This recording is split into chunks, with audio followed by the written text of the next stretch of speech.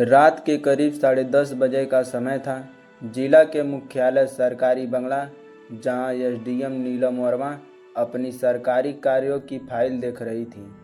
बाहर हल्की हल्की ठंड हवा बह रही थी और दूर से किसी कुत्ते के भौंकने की आवाज़ आ रही थी। नीलम का ध्यान अचानक मोबाइल फ़ोन के स्क्रीन पर पड़ा और मैडम ने फ़ोन उठा लिया। उधर से कांपती हुई आवाज़ आई, मैडम आपको तुरंत आना पड़ेगा, बहुत गड़बड़ है, थाने को पूरी तरह से घेर लिया गया है। नीलम वर्मा घबरा गईं। करीब 50 से 60 लोग हाथ में हथियार लिए हुए हैं और कह रहे हैं जब तक उनके आदमी को नहीं छोड़ेंगे वो थाने में आग लगा देंगे। नीलम वर्मा की नज़र दीवार पर लगी घड़ी पर पड़ी। रात के करीब 11 बज रहे थे। आमतौर पर ऐसे समय पर एसडीएम को खुद मौके पर जाना आखिरी विकल्प होता है, लेकिन हालात बिगड़ रहे थे। एसपी कहाँ हैं? मैडम वो जिले के बाहर हैं और कोई वरिष्ठ अधिकारी उपलब्ध नहीं है।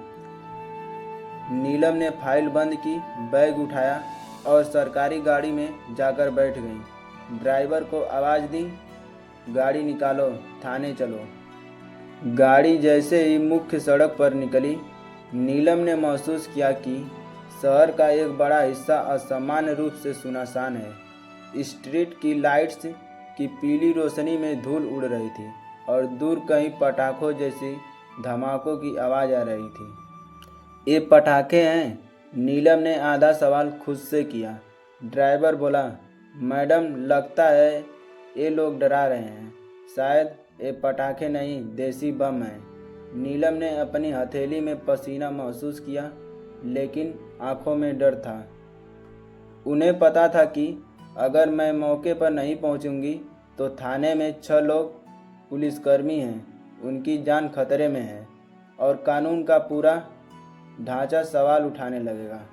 गाड़ी जैसे ही मुख्य चौराहे के थाने की गली में मुड़ी, वहाँ नज़ारा देखकर ड्राइवर ने ब्रेक पर पैर रख दिया। सैकड़ों लोगों की भीड़, लाठी डंडे और कुछ हाथ में बंदूक। थाने के बाहर टायर जल रहे थे और धुआं आसमान की तरफ उठ रहा था। नीलम वर्मा ने गाड़ी का दरवाज़ा खोला और बिना किसी सुरक्षा गार्ड के आगे बढ़ी। भीड़ ने जैसे ही उन्हें देखा, शोर बढ़ गया। वो आ गई, आज इसका फैसला यहीं होगा।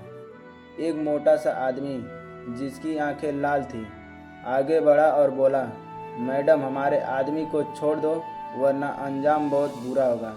नीलम वर्मा ने सीधी नज़र मिलाकर कहा, ये थाना है, पंचायत नहीं, कानून से ऊपर कोई नहीं। भीड़ इकट्ठा हो गई। नीलम को महसूस हो रहा था कि जरा सी चूक और हालात हाथ से निकल जाएंगे, लेकिन उसकी आवाज़ में कोई डर नहीं था, बल्कि एक अजीब सी ठंडक थी जो भीड़ के कुछ लोगों को बेचैन कर रही थी।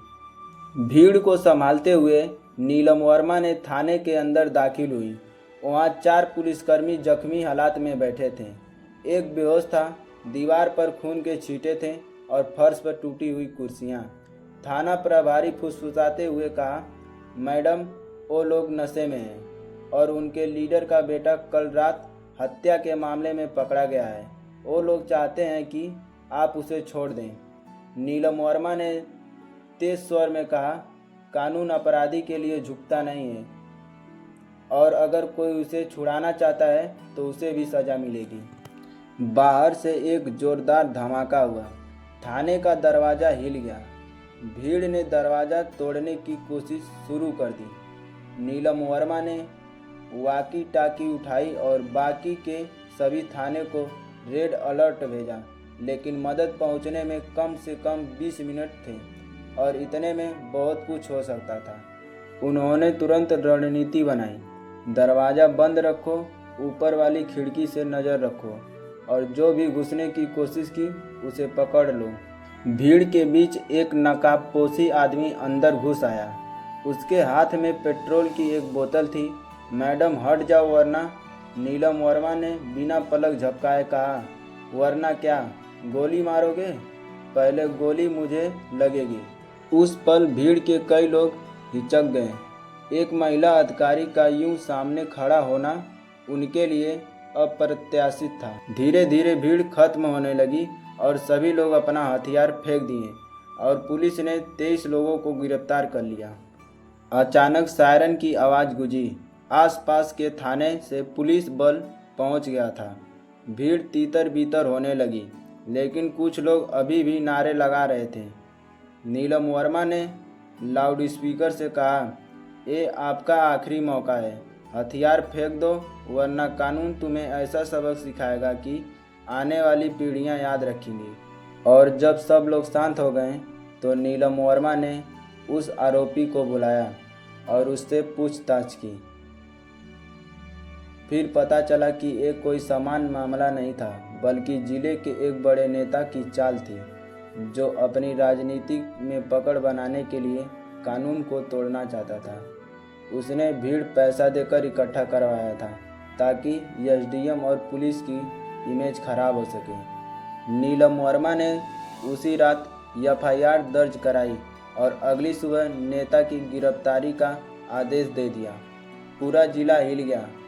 अकेली महिला अफसर ने वो कर दिखाया जो किसी मर्द अफसर ने सोचा भी नहीं था।